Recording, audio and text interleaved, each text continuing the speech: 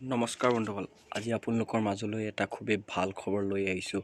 নৱপ্ৰজন্মৰ সাৰ্থক জুবিন দা 3 দিন চিকিৎসালয়ত চিকিৎসাধীন হৈ থকাৰ পাছত তেওঁ সুস্থ শৰীৰে নিজ বাসগৃহলৈ উভতি আহিলে আৰু তেওঁৰ নিজ মুখে কি ক'লে তাৰে ভইচ ক্লিপ এটা শুনো আহক।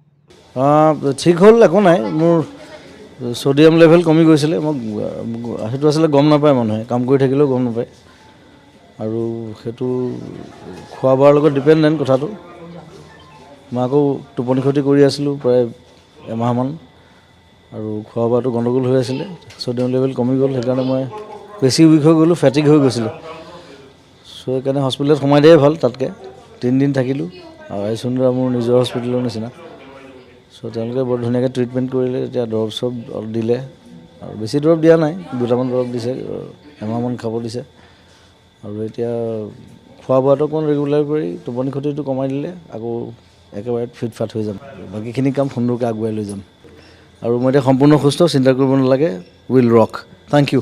তো আজি ভিডিঅ'টো ইমানটোৱে আছিলে। যদি ভিডিঅ'টো চাই ভাল পালে like, comment, share and subscribe কৰিবলৈ নাপাহৰিব। ধন্যবাদ।